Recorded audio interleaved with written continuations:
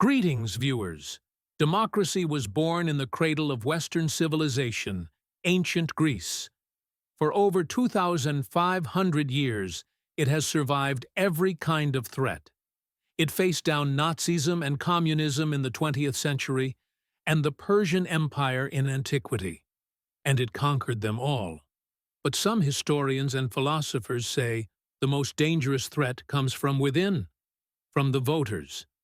Citizens can fall prey to populism, and democracy can descend into mob rule.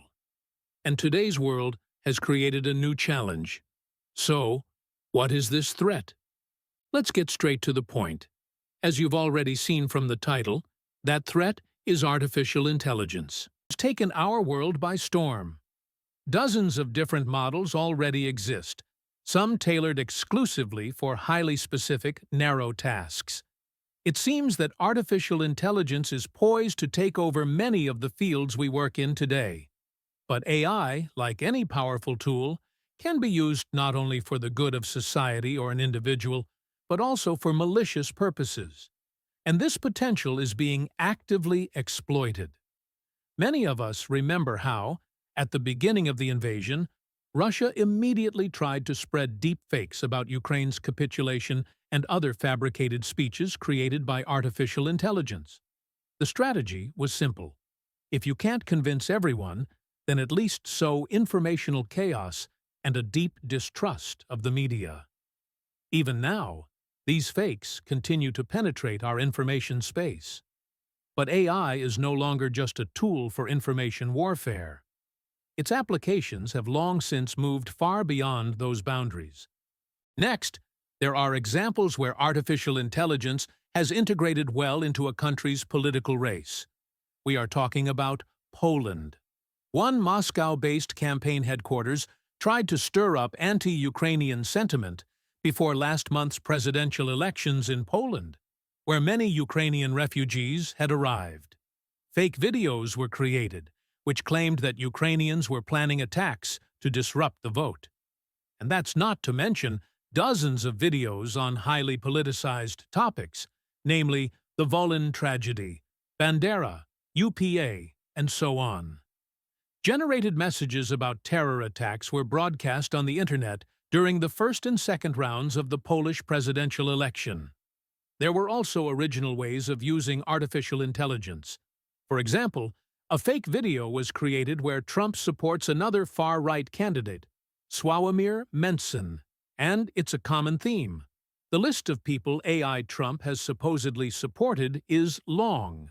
Next, there are examples where artificial intelligence has integrated well into a country's political race. We are talking about Poland. One Moscow-based campaign headquarters tried to stir up anti-Ukrainian sentiment before last month's presidential elections in Poland, where many Ukrainian refugees had arrived. Fake videos were created, which claimed that Ukrainians were planning attacks to disrupt the vote. And that's not to mention dozens of videos on highly politicized topics, namely the Volyn tragedy, Bandera, UPA, and so on. Generated messages about terror attacks were broadcast on the internet during the first and second rounds of the Polish presidential election. There were also original ways of using artificial intelligence. For example, a fake video was created where Trump supports another far-right candidate, Sławomir Mencen. And it's a common theme. The list of people AI Trump has supposedly supported is long. Artificial intelligence became an important factor in strengthening the campaign of Alternative for Germany. These cases are found in many parts of the world, from Australia to Argentina. Last year alone, researchers recorded 215 cases, and 9 cases this year. But we shouldn't think that artificial intelligence is only used for evil, to promote certain negative narratives and fakes. Ultimately, it's a tool, much like Photoshop was in its early days. And in the early days of photo editing, people were often fooled by what they saw, which seems almost quaint now. In fact, it's not just about disinformation. Researchers from an independent group in Switzerland found that in 25% of the cases they studied, candidates were using artificial intelligence for their own campaigns. They used it to translate speeches and platforms into local dialects and to identify specific voter groups for targeted outreach. This is particularly powerful in countries with diverse ethnic populations where many may not speak the official national language. This is especially true for India, the world's largest democracy. But this same technology has a much darker application. Artificial intelligence has effectively become a key weapon for authoritarian states seeking to influence democracies. Russia, China, and Iran have all embraced this technology to promote their preferred candidates. Iran, for instance, has even used it to generate images of fabricated victories. It's no surprise, then, that supporters of the Ayatollahs recently celebrated a supposed victory over Israel and the United States based on these fakes. But in all seriousness, AI has fundamentally changed the game. It has become the tool that merges the power of quantity with the effectiveness of quality. In the past, you could create an army of primitive social media bots to spam a specific narrative. That was the quantity approach. For quality content, you needed human trolls. Now, skilled operators can deploy an army of AI-driven bots that are virtually indistinguishable from real people. As we can see, modernization has come to the very art of information warfare. As of now, there is no truly effective countermeasure against these AI manipulations. Although, on the eve of the elections in Romania, 700 fake accounts were deleted.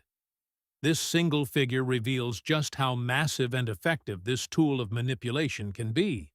And we can still see the impact of AI-generated images all over platforms like Facebook.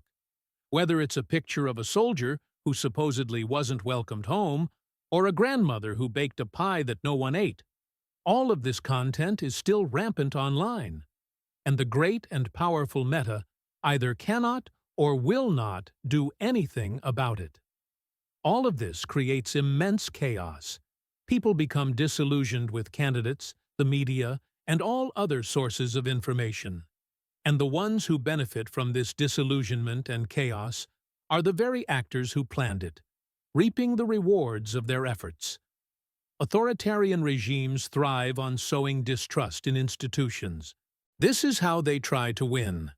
The challenges facing democracy are immense because elections will continue to take place in democracies around the world. And fighting this manipulation remains incredibly difficult. But still, progress is being made. We see from the examples in Romania and Germany that it is possible to fight back. It's highly likely that when the next elections come to the United States, we will face this threat head-on. We've had bots, we've had trolls, and we will have this too. We can assume that China and the Kremlin will use these tools actively. And it won't just be them. While we must trust in the wisdom of our citizens, we also have to find the analytical tools to make artificial intelligence a benefit for all of us, not an enemy.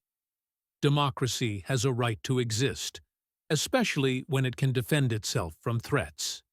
Stay wise, stay vigilant. Thank you for watching, and until next time,